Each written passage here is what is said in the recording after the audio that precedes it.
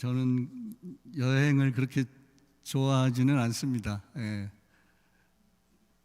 그런데 제 본의 아니게 좀 이렇게 다녀왔는데 몇 군데를 옛날에요. 예. 제가 얘기한 것처럼 오늘 본문에 나오는 그 내용이 그 바울이 여행을 다니는데 그 여행은 보통 여행이 아니고 전도 여행이죠. 예. 이제 유럽에 가보신 분들은 아시겠지만 저는 아직 이태리라는 나라만 듣기는 했어도 못 가봤어요. 그런데 바울이 예루살렘에부터 시작한 그 복음이 아주 그냥 너무나 한 3,000km 이상 된다고 그러죠. 그 스페인, 지금의 스페인이고 옛날에는 서바나라고 했죠. 성경의 서바나, 이제 한자어로 서바나인데 그게 스페인이죠. 근데 가고 싶은 거 바울이 그렇게 거기를 가고 싶어 했습니다. 그것은 뭐 스페인의 유적지를 보고 싶어서 그렇다기보다는 자기가 받은 이 복음이 하나님으로부터 받은 이 기쁜 소식이 너무나 좋아서 그리고 사명감에 그 스페인까지 가고 싶어 했는데 거기는 못 갔습니다. 뭐 나중에 어떤 사람들은 스페인까지 갔을 것이다, 4차 여행. 근데 아마 로마에서 바울이 거기서 순교를 당했다는 것이 그 정설로 되어 있습니다. 그러니까 로마까지는 갔는데 그러면서 지금 이 편지를 쓰는 그 대상은 로마입니다. 그러니까 로마 교회 성도들한테 편지를 쓰면서 내가 여러분들한테 좀 여러 번 가기를 원했는데 하나님이 길을 이렇게 막으셨다, 못 간다. 그렇지만 내가 너희를 너무나 위해서 기도하고 사랑한다, 그런 마음으로 편지를 쓴 것이 이제 그 로마서라고 볼 수 있겠습니다. 바울이 받은 그 복음이 어땠길래 그 스페인까지 가면서 그 수천 킬로를 그 교통이 그때 당시에 그 발달되지 않은 곳에서 배도 타고 많은 모진 고통과 고난들을 다 감수하면서 그렇게 가고자 원했을까?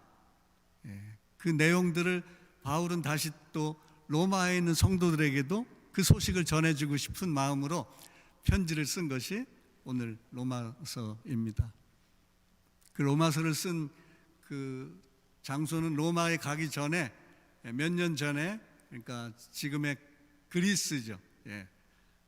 그때 당시 고린도, 아테네 철학의 도시죠.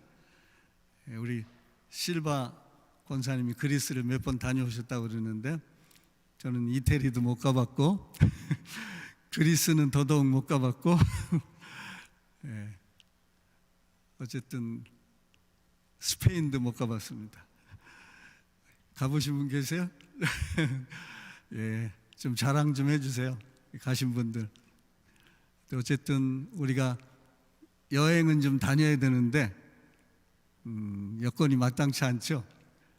애들 키우랴 또 뭐 여러 가지 생활에 쪼달리기도 하기도 하고 일하시느라고 나는 저 우집사님이 걱정돼요. 두 분이 맨날 일만 하시는 것 같아서 좀 다니셔요. 어떤 분들은 막 크리스마스 2주 딱 문 탁 닫고 가던데 그런 결단도 한번 해보시기 바랍니다.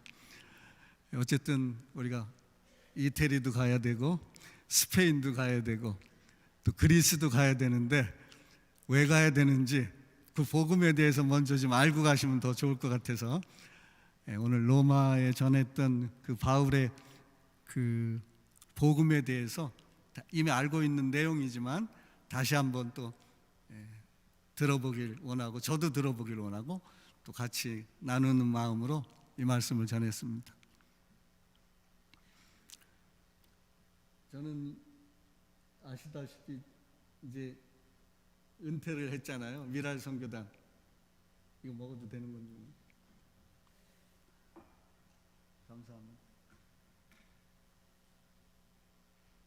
그러다 보니까 이제 은퇴 목사님들하고 친구들을 아직은 제가 한참 후배인데 은퇴 목사에 거기에 가입을 하니까 연세들이 저보다 막 한 아버지 뻘 되시는 분들이 몇 분 계시고 큰형님, 그러니까 막 90 몇 세, 80 몇 세, 저는 7학년들은 족보도 못 내밀어요. 가서 이렇게 가서 시다발이 이렇게 섬겨줘야 돼요. 연세도 드셨기도 하지만 몸도 다 불편하셔가지고 이렇게 막 정말 억지로 모임 한 달에 한 번 있는데 거기 나오셔서 이제 또 기분도 전환도 하시고 예배도 물론 드리지만 또 음식도 맛있는 거 드시면서 또 동료들하고 이제 이렇게 교제도 하면서 그렇게 하는 것이 이제 은퇴 목사인데, 저도 이제 은퇴를 했으니까 신입 회원으로 제가 가입이 됐어요. 근데 그 전에 저희 집에서 얼마 떨어지지 않은 은퇴 목사님들 몇 분이 사시는 그 아파트가 있어요. 그 노인 아파트는 아닌데 노인 아파트는 아파트인데 독립적으로 사시는 거죠. 부부가 사실 수도 있고 혼자 사실 수도 있고.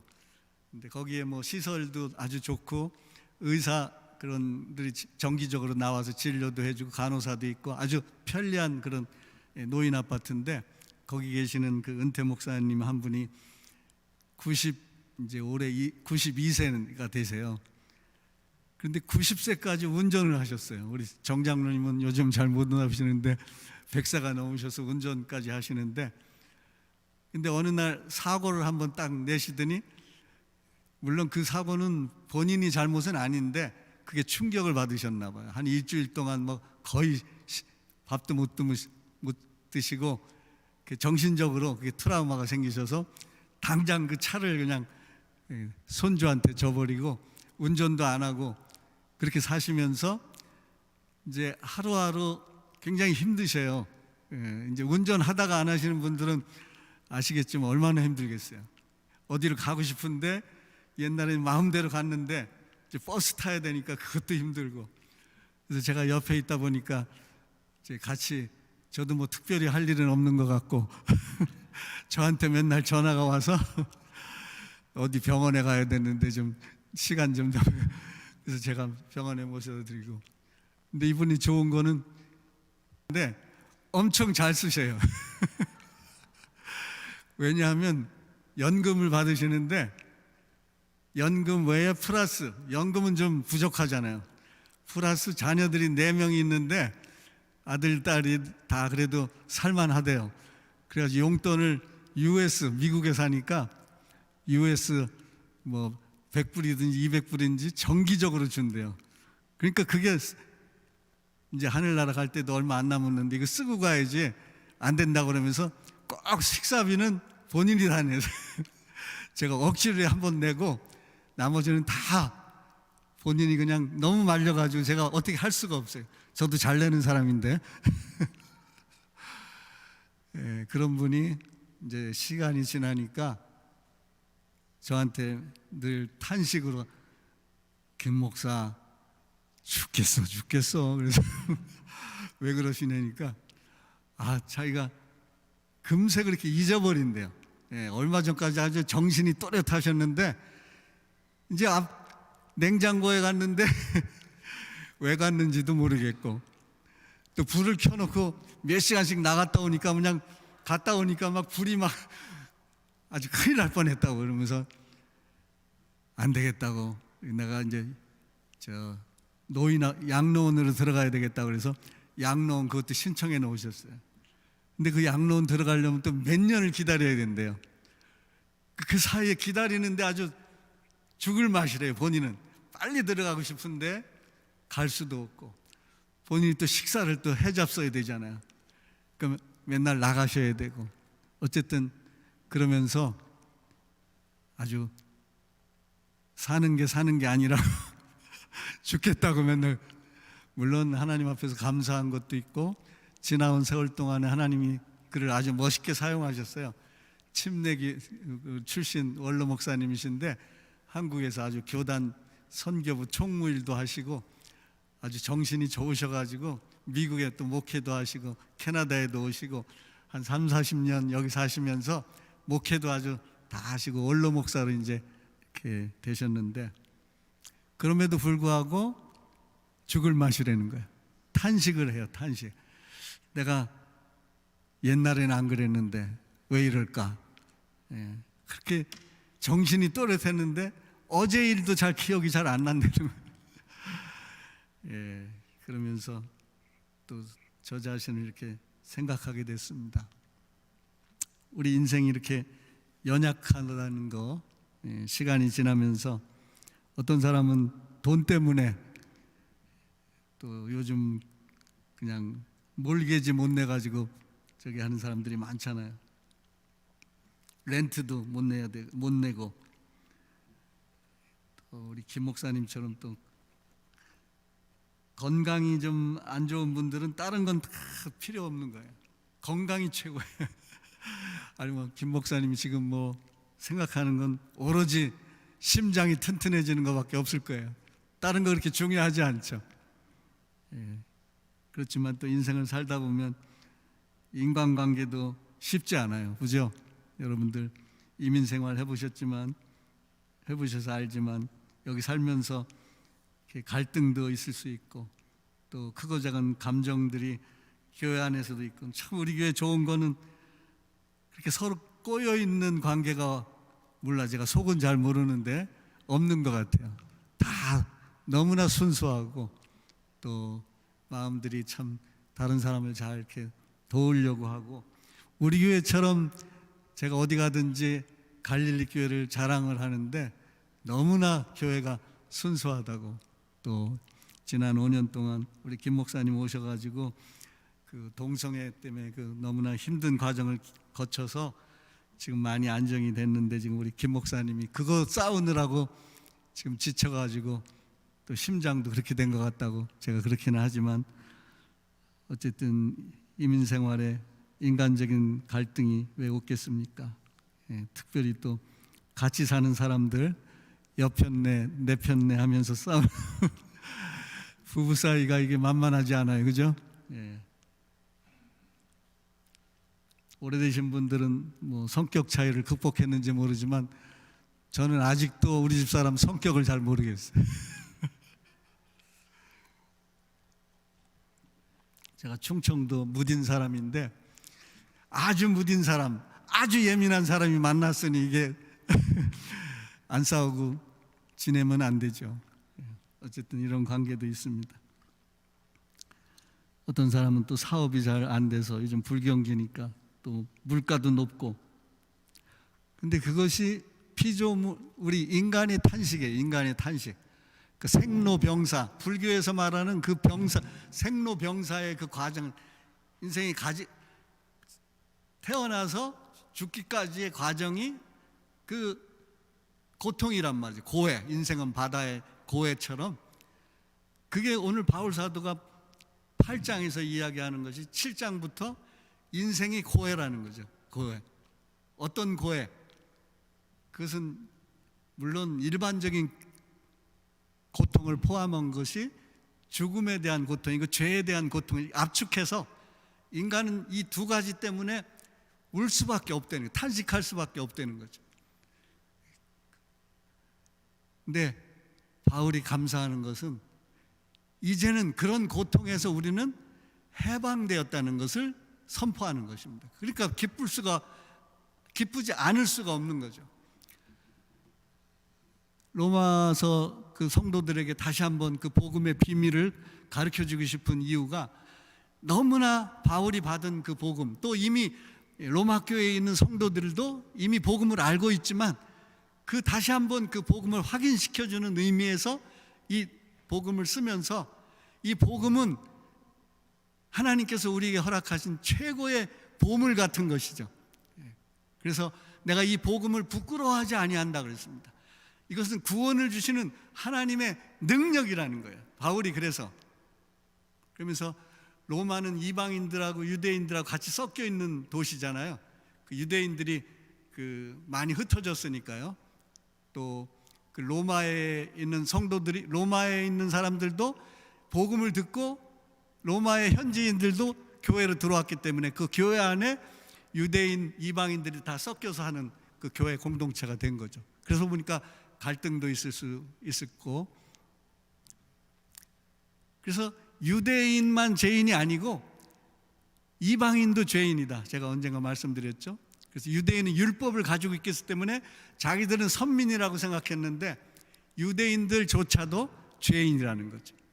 그래서 유대인이나 이방인이나 야만이나 다 우리는 모든 사람이 죄를 범하였음에 하나님의 영광에 이르지 못한다. 그러니까 하나님의 절대적인 선에 이르지 못한다는 것을 선포하는 것입니다. 그래서 우리는 다 의인은 없나니 하나도 없다.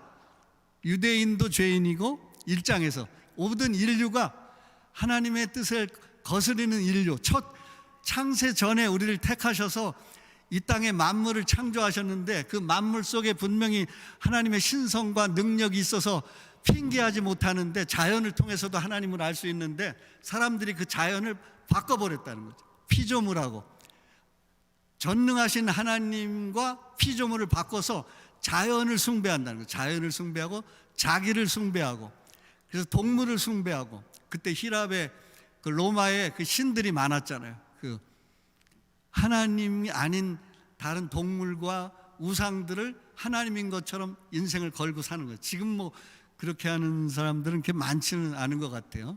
도시가 발달하고 과학이 발달해서 어느 정도 그 문명 사회가 되면 그런 뭐 세워놓고 절하고, 김일성, 북한은 아직 자유가 없어서 그걸 모르겠지만 거기서 절하는 사람들이 많잖아요. 지금 그러는 사람들은 많지는 않은데 우상숭배, 그걸 바꿔놨다는 거예요. 그 마음에 하나님 두기를 싫어해서 내 스스로 내가 주인이 되어서 내 마음대로 사는 삶이 우상이죠. 어떤 사람은 돈 때문에 하나님을 잊어버리는 사람이 있고, 명예 때문에, 권력 때문에. 한국의 정치가 왜 그렇게 혼란스럽습니까? 물론 나라를 위해서 싸우는 또 정치 지도자들이 물론 있겠지만 대부분 이권 문제로, 우리 당, 또 내가, 그것 때문에 많이 혼란이 있잖아요. 어쨌든 하나님이 아닌 것으로 자기를 포장해서 그게 이제 우상이 되는 거죠.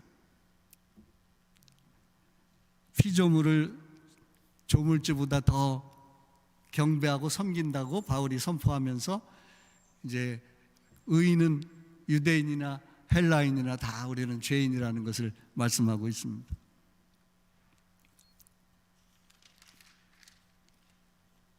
근데 유대인에게 줬던 그 율법, 그 법이죠, 법. 우리가 교통법규가 있어서 스피드도 줄이고 그러잖아요. 저도 한번 티켓을 받았는데 교통이 그 경찰이 없으면 그냥 빨리 가기도 하죠, 그러잖아요. 근데 너무 빨리 가면 사고가 나니까 나라에서 법을 준 것이 교통법규잖아요. 마찬가지로 하나님께서 그런 우리의 안전을 위해서, 우리의 생명을 위해서 주신 계명이 십계명이고, 또 주신 그 말씀이 다 하나님의 계명들이죠. 우리를 위해서, 물론 하나님을 경배하는 것을 최우선으로 하는 그 경배 사상에서 주신 계명들이고 율법인데, 근데 인간은 타락 이후에 그 율법을 지킬 수 있는 사람이 하나도 없다는 것입니다. 어떤 거라도 걸릴 수밖에 없다는 것이, 인간이 그렇게 부패되어 있다. 그래서 이사야 선지자는 머리끝부터 발끝까지 우리 인간은 성한 것이 없다고 그랬어요. 만물보다 거짓되고 부패한 것은 사람의 마음이라고 그랬습니다. 사람의 마음처럼 부패된 게 없다는 것이에요. 우리는 다른 사람에게 감추어진 내 마음을, 하나님은 심장과 우리의 폐부를, 심장을 뚫어보시는 분이라고 그랬잖아요. 하나님 앞에 숨길 수 없다는 거죠. 그 숨길 수 없는 하나님의 공의 앞에서 그 공의를 넘어갈 수 있는 사람은, 인간은 없다는 거예요. 그래서 모든 사람이 죄를 지었기 때문에 하나님의 영광이 이르지 못하고, 율법을 지킬 수 있는 사람이 없기 때문에 율법을 완전하게 지키신 예수 그리스도가 오셔서 율법을 완전하게 만들었다는 거죠. 그래서 그 나는 율법을 폐하러 온 것이 아니고 율법을 완전케 하러 오셨다는 거죠. 율법을 완전히 지킨 분이 누가 있습니까? 하나님의 아들 예수 그리스도밖에 없는 거죠. 그리고 그 죄 없으신 분이 우리를 위해서 그 율법의 마지막은 사형이죠. 사형. 예, 죽음이라는 거죠. 그래서 우리는 다 죽음의 형벌을 받고 인생을 걸어가는 탄식하는 존재인데, 하나님이 우리 존재를 바꿔놓으셨다는 거예요. 8장에서 감사하리로다 하면서 우리 주 예수 그리스도로 말미암아 우리는 하나님께 감사하는데, 이제는 우리에게 그 율법을 지킬 그런 힘이 없는 우리에게 힘을 지킬 수 있는 힘을 주신다는 것이 그 바울이 지금 강조하고 있는 것입니다. 어떻게 지킬 수 있는가? 오늘 이와 같이 성령도 우리 연약함을 말할 수 없는 탄식으로 도와주신다 그랬어요. 성령님 아시죠? 홀리 스피릿. 뭐 설명할 수는 없는데 우리가 다 알고 있는 그분이죠. 하나님, 예수님, 성령님, 이 세 분이 한 분이신 이 설명할 수 없는 신비로운 삼위일체, 그 하나님의 성령님이 예수님이 떠나시고 나서 십자가에서 죽으시고 오순절, 그러니까 6월절이 지나서 50일째 되는 날 오순절에 성령 강림하셨잖아요.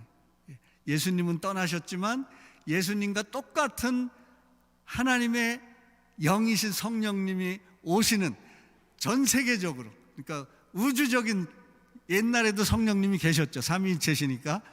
태초에 창조 때도 계셨고 계속해서 사사시대 때도 사사들에게 힘을 주신 분이 성령님이셨고, 부분적으로 어떤 개인에게 역사하셨다면 이제는 인류 모두에게 성령을 주신 날이 오순절이죠. 성령 강림. 우리 교회력으로 말하면 6월달. 지금은 크리스마스, 예수님이 오신 대망절, 대강절, 크리스마스, 그런 것처럼.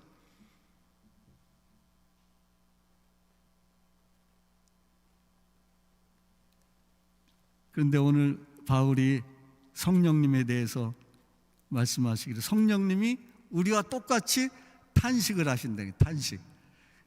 이 탄식이라는 단어는 마치 산모가 아이를 낳을 때 겪는 그 진통 같은 그런 거죠.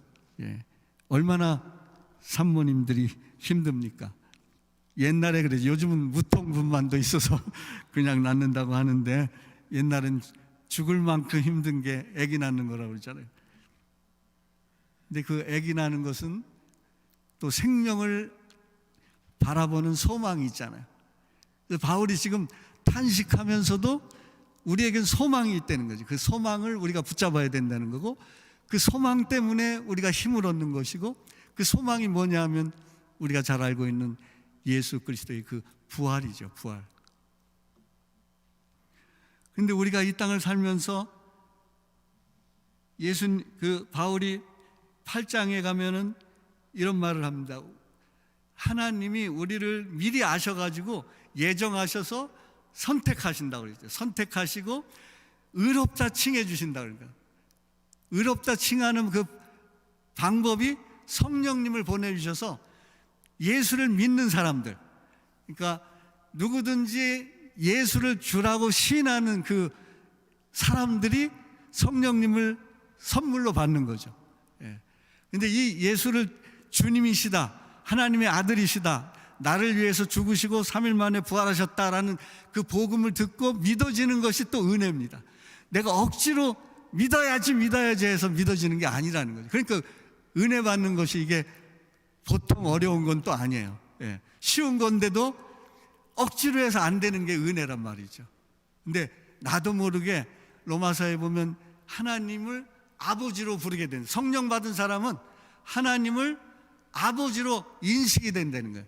깨닫게 된다는 거예요. 나도 모르게 잘 몰랐던 그 하나님이 멀리 계신 줄 알았는데, 성령님이 내가 예수님을 주라고 고백하면 그때부터 성령이 내 안에 오셔서 하시는 일이 아버지라 부르짖느니라 그랬어요. 그러니까 나도 모르게 하나님을 아버지. 물론 어머님은 잘 모르겠어요. 그런데 아버님 안에 속성에 엄마의 속성까지 다 들어가 있는, 마치 엄마가 젖된 아이를 품는 것처럼 하나님의 성품 안에 아버지, 엄마의 성품이 다 골고루 갖고 계신 분이 하나님이시에요. 그래서 대표적으로 하나님 아버지라고 우리가 부를 수 있는 것입니다. 근데 그 성령님이 오셔서 우리를 택해서 인쳐주신다. 우리 도장을 찍는 것처럼 너는 내 아들이야, 내 딸이야 라고 성령이 오셔서 여기를 도장을 찍는 거죠. 이렇게 꽝꽝. 그래서 이거는 흔들릴 수 없다는 거죠. 한 번 찍힌 도장은 하나님이 찍으셨기 때문에 이거는 없앨 수가 없다는 거죠. 그래서 바울이 8장에서 이 죽음도 우리를 이 하나님의 아들에서 우리를 끊을 수, 하나님의 사랑에서 끊을 수 없다는 거죠. 어떤 피조물도 또 핍박도, 그래서 바울도 그 순교하면서 하나님의 사도들이 순교하면서 부활의 소망 때문에 그거를 이겨내는 거 아니에요? 부활 소망 때문에. 더 나아가서는 우리가 성장해가는 그 과정, 그게 지금 우리가 살고 있는, 세상 속에 살고 있는 저와 여러분이죠. 신앙생활하는 저와 여러분, 교회 생활하는 저와 여러분이 그 성장통이 탄식이라는 거죠. 왜 이렇게 신앙생활을 잘 못하지? 잘하고 싶은데 잘 안 돼. 사랑하고 싶은데, 미워하고 싶지는 않은데 왜 이렇게 분이 나지? 화가 나지? 우울하지? 뭐 여러 가지 그런 그 탄식이 있다는 거죠.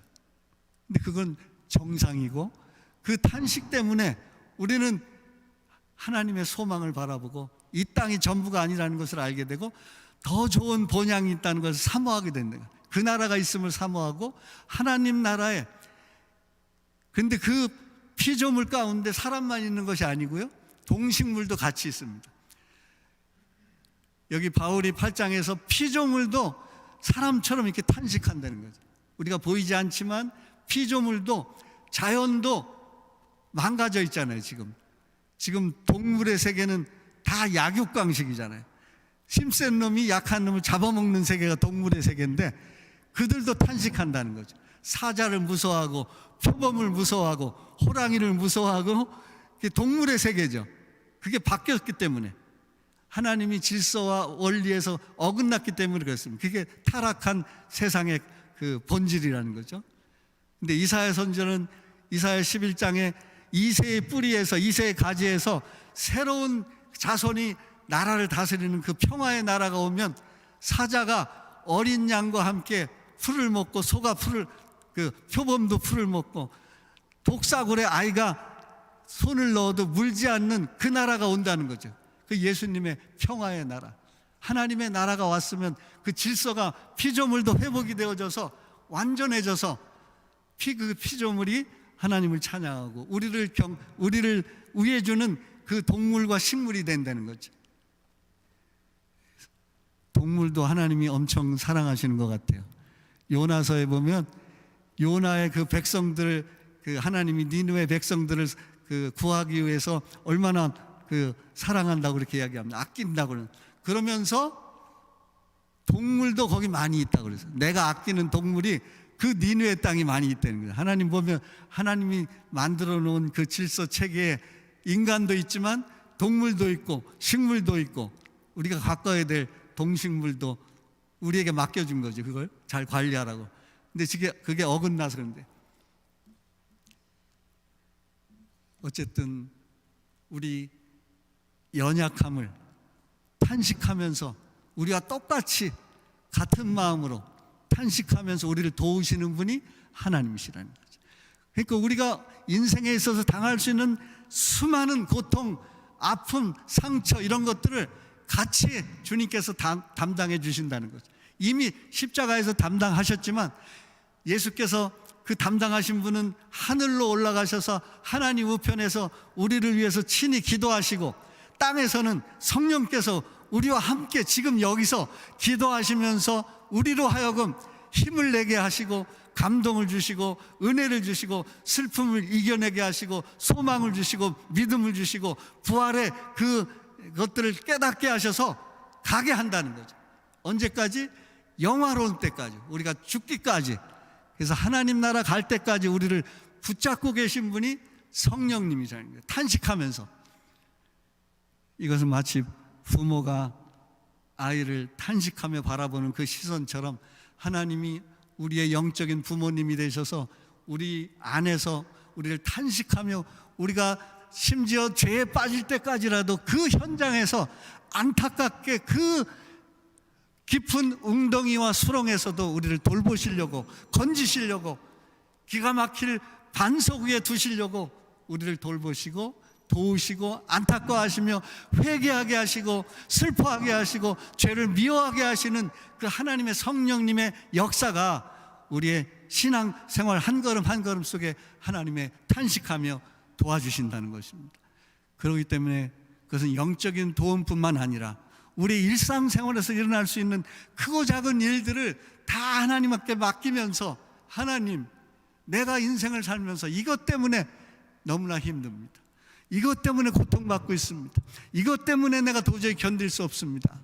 그때 기도할 때 나는 기도를 잘 못해도 내가 무릎 꿇기 시작하면 그때부터 하나님께서 우리의 연약을 책임지시며 도와주시고 가까이 하시며 그 말할 수 없는 탄식으로 그것을 해결해 주시는 분이 하나님이시라는 것을, 성령 하나님이시라는 것을 오늘 말씀을 통해서 우리에게 교훈해 주고 있습니다. 결론을 맺습니다. 도전을 한번 한다면, 하나님이 그런 분이시라면 하나님 닮은 우리도 같이 탄식해야 되지 않나요? 나에 대해서 탄식도 하지만 다른 사람에 대해서도 안타까운 마음을 가지고, 하나님 닮은 우리가 성령님처럼 다른 사람에 대해서, 고통에 대해서, 아픔에 대해서, 울음에 대해서, 또 그런 상처에 대해서 같이, 돈이 없다면 돈도 주고 예, 또 친구가 없다면 친구가 되어주고, 예수님이 그랬잖아요. 누가 가늠한 여인의 친구가 되어줄 수 있어요? 누가 삭개오의 친구가 되어줄 수 있어요? 예수님이 하셨잖아요. 옆에서 네 집에 오늘 유하여야겠다, 그 친구가 되어주는 예수님처럼 우리도 탄식하시는 성령님 의지하면서 그 탄식을 배워서 우리 주위에, 특별히 우리 교회 공동체 안에, 또 아니 밖에 탄식하는 영혼들, 울며 인생을 방황하는 영혼들에게 우리가 손을 뻗치고 마음을 뻗쳐서 그들도 하나님의 복음을 할 수 있도록, 로마교회 성도들이 그것을 깨우칠 수 있도록 바울이 편지를 써서 전해주면서 수천 킬로 되는 것들을 사람을 통해서 전해줘서 알게 하게 하는 것처럼, 스페인까지 가보지는 못했지만 꿈을 꾸며 3,000 킬로 되는 그 교통이 낙후된 그런 시대에도 스페인까지 여행 가고 싶은 그 열정이 우리에게도 있다면 얼마나 좋겠습니까? 그런 마음으로 성령님 의지하는, 크리스마스 기대하시는 저와 여러분이 되길 바랍니다. 기도드리겠습니다.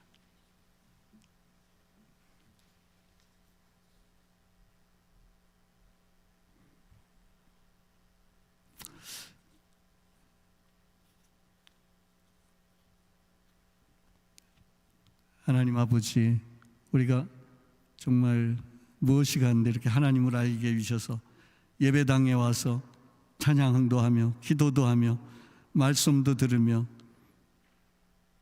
또 하나님의 사랑을 느끼며 인생을 살 수 있는 이 특권과 복음의 위대함을 우리에게 선물로 주셨습니다.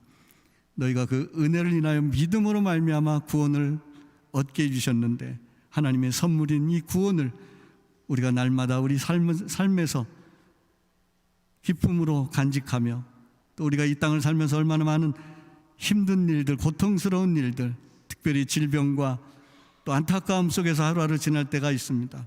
그때마다 우리보다 더 탄식하시는 성령님이 우리 안에서, 우리 곁에서 우리를 도우시고 우리를 대신 기도해 주시면서 하나님 나라 갈 때까지 도와주시는 그 성령님의 자상하고 세밀하신 하나님의 음성과 하나님의 따뜻한 보살핌을 의지하면서 믿음으로 인생길 걸어갈 수 있도록 인도해 주시고, 특별히 크고 작은 일들 때문에 걱정하며, 특별히 우리의 건강 때문에, 또 연약 때문에, 또 질병 때문에 위험 속에서 있지만 하나님께서 눈동자처럼 지켜주시며 불쌍히 여겨주시고 부활의 소망으로 넉넉히 이겨내는 저희들 될 수 있도록 은혜 베풀어 주시옵곤 합니다. 예수님의 이름으로 기도합니다.